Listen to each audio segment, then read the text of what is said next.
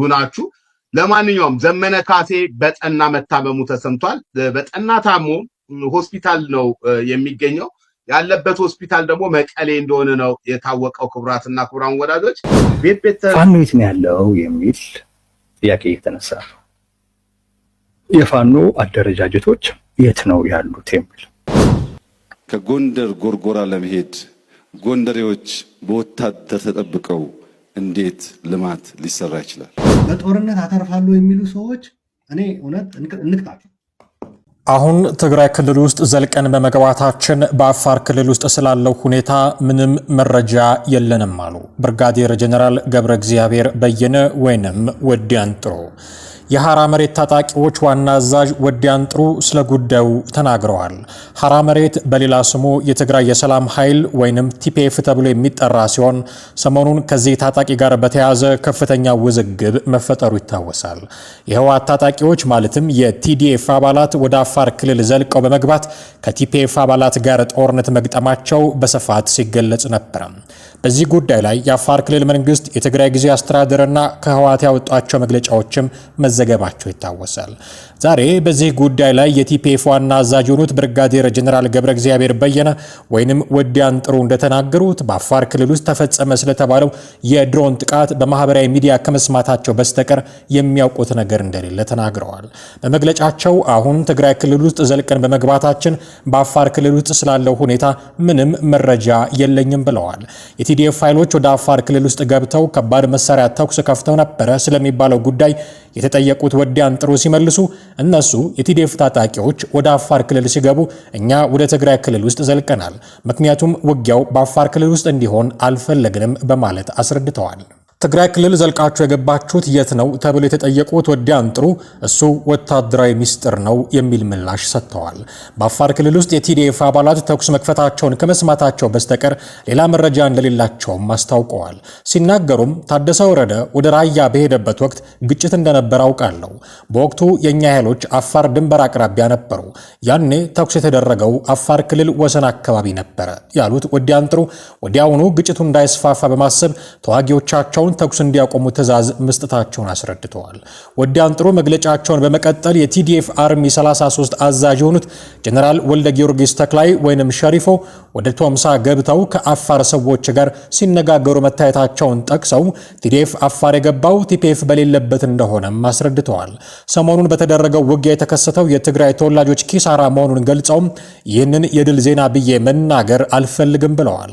ቲፒኤፍ ለምን በአፋር ክልል እንደሚንቀሳቀስ ሲጠየቁ ደግሞ እኛ ከጅምሩ ወደ ጦርነት ውስጥ የመግባት ፍላጎት አልነበረንም።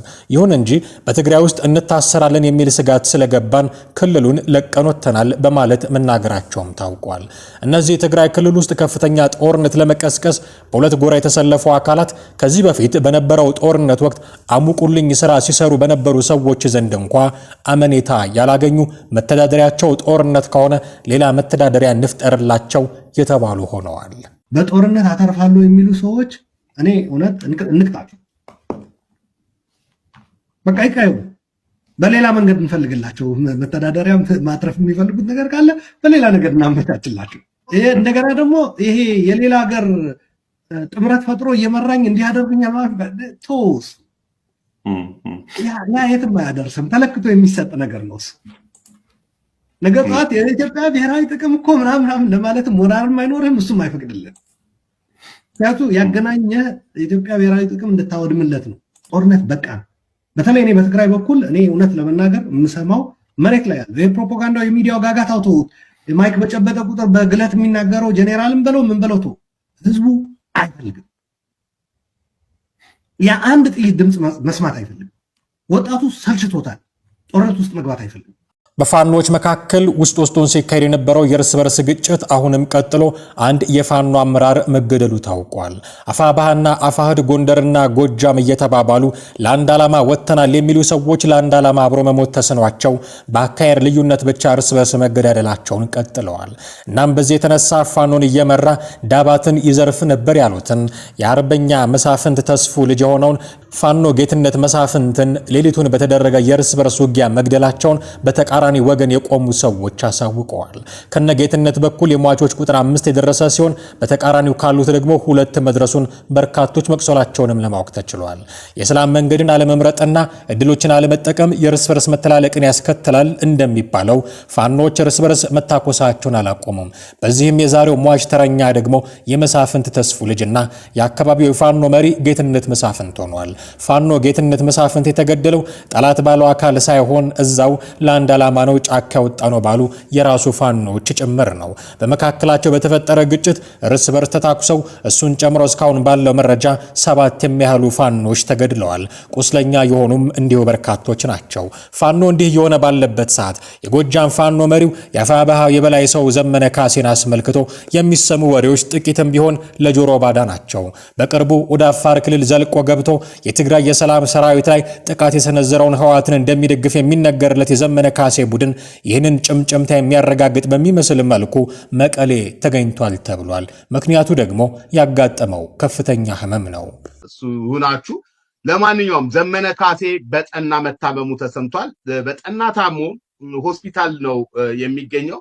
ያለበት ሆስፒታል ደግሞ መቀሌ እንደሆነ ነው የታወቀው። ክቡራትና ክቡራን ወዳጆች ቤት ተሽሎክልከው እንደሚሄዱ መቀሌ እግዚአብሔር ይወቀው። እንግዲህ ምናልባት አሁን በመዝገብ ስሙ ስሙን ቀይሮ ነው እየታከመ ያለው እንደሰማነው ከሆነ እና የካርድ የወጣለት በሌላ ሰው ስም ነው እና እየታከመ እንደሚገኝ ግን ማወቅ ተችሏል ማለት ነው። ይህንን ከገለልተኛ ወገን ማጣራት አልቻልንም።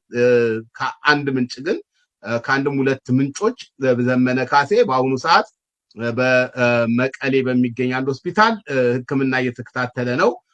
የታመመው ህመም በጣም ከባድ ህመም ነውና በጣም በስቃይ ላይ እንደሚገኝ ነው የነገሩን። ምናልባትም እንግዲህ አላቅም ምግብ ያበዛል ዘሜ እና የምግብ መብዛት ወይ የምግብ መመረስ ሊሆን ይችላል። አላቅም ምን ሊሆን እንደሚችል። ለማንኛውም ግን በጣም በጠና መታመሙ እርግጥ ነው።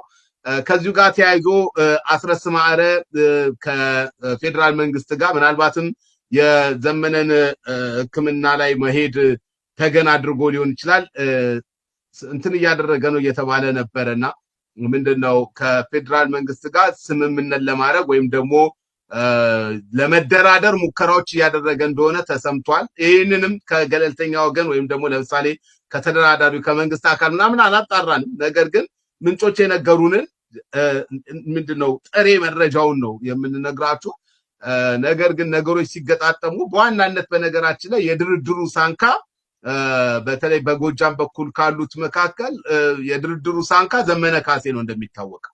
ዘመነ ካሴ 4 ኪሎን ካልሰጡን አንደራደርም ነው ያለው። 4 ኪሎ አሁን ብርቱካን ይሰጣል፣ ታመተኝታል እዛው ሆስፒታል 4 ኪሎ ብርቱካን ይመጣላል። አሁን እስትደራደራለህ ብሎ የሚጠይቅ ሰው እግረ መንገዱን አያይዘን እንልክልሃለን። አይ ቲንክ ሀብቶም ነው መሰለኝ የተደረገው የመዝገብ ስሙ ካርድ ያወጣበት ስም ሀብቶም ሀጎስ ነው ምናምን በሚል ስም ነው እየታከመ ያለው እና 4 ኪሎ ካልሰጡን አንደራደርም ሲል የነበረው ዘመነ 4 ኪሎ ብርቱካን ይዛችሁ ሄዳችሁ አሁንስ ይሄው 4 ኪሎ ብርቱካን አምጥተናል አሁንስ ትደራደራለህ ብላችሁ ትጠይቁት እንደሆነ ምናልባት አናቅም እንጂ በዋናነት የድርድሩ ጸር እሱ እንደሆነ ይታወቃል።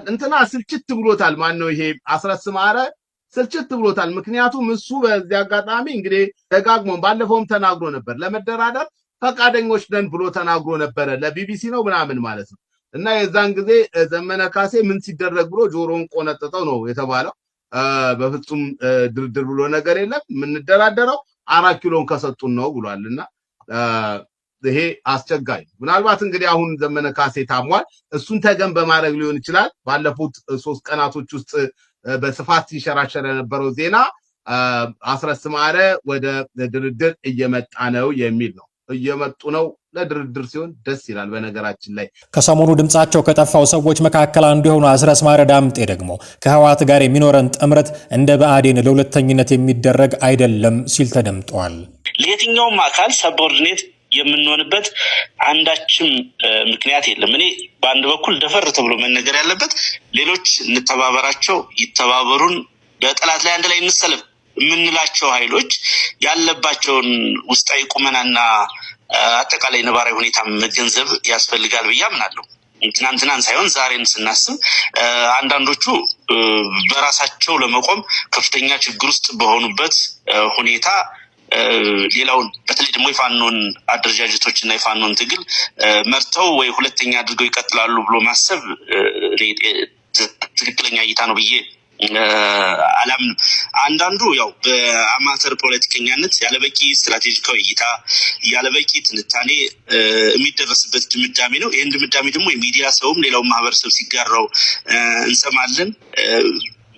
በተጨባጭ ግን ሲሪየስሊ የዓለም የፖለቲካ ተሞክሮ የኛን እስካሁን የመጣንበትን መንገድ ዛሬ የደረስንበትን መንገድ እንግዲህ እዚህ ደርሳሉም ተብሎ ባልተገመተ ሁኔታ በጣም በአጭር ጊዜ ውስጥ ነው በዚህ ደረጃ ትግሉን ከፍ ማድረግ የተቻለውና እነኚህን ሂደቶችንና አጠቃላይ ተሞክሮቻችንን ሲሪየስ ሆኖ ማየት ያስፈልጋል ብዬ አስባለሁ። አንደኛው ጉድለት የሚመነጨው ይህንን ነገር ሲሪየስ ሆኖ ካለ ማየት እና እንደው ለቃሉ ይቅርታና አንዳንድ ጊዜ የፖለቲካ መሀይም መሆንና ከዛም ያለመላቀቅ ችግር ይመስለኛል። ዛሬም የአማራ ህዝብን በራሱ ትግል ራሱ በሚመራው ተጋድሎ ውስጥ ሁለተኛ ሆኖ ይቀጥላል ወይም ደግሞ የትብብሩ ጫፍ ጭራ ይሆናል ብሎ ማሰብ እንዳነሳሁት የፖለቲካ እይታ ማነስ ጋር የሚገናኝ ነው። ዛሬ ያለውን የአማራ ታጋይ ዛሬ ያለውን የፋኖ አመራርና ታጋይ ትናንትና ብአዴንን በምንመዝንበት ልክ መታየት አለበት ብዬ አላምንም። ጠቅላይ ሚኒስትር አብይ አህመድ ያለፉትን ቀናት ጎንደርና ባህር ዳር ላይ የልማት ስራዎችን ለመጎብኘትና ለመመረቅ መገኘታቸውን ተከትሎ ከዚህ በፊት ሲደረግ እንደነበረው ሁሉ አሁንም ፋኖ ዛቻዎችን ያስተላልፋል ተብሎ ተጠብቆ ነበረ።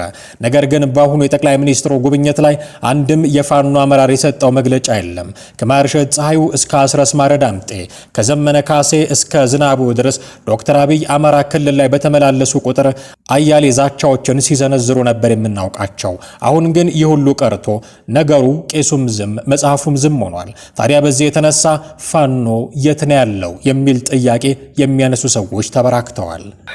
ፋኖ የት ነው ያለው የሚል ጥያቄ የተነሳ የፋኖ አደረጃጀቶች የት ነው ያሉት የሚል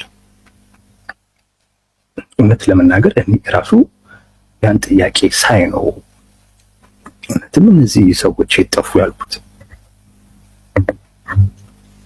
የጠፉ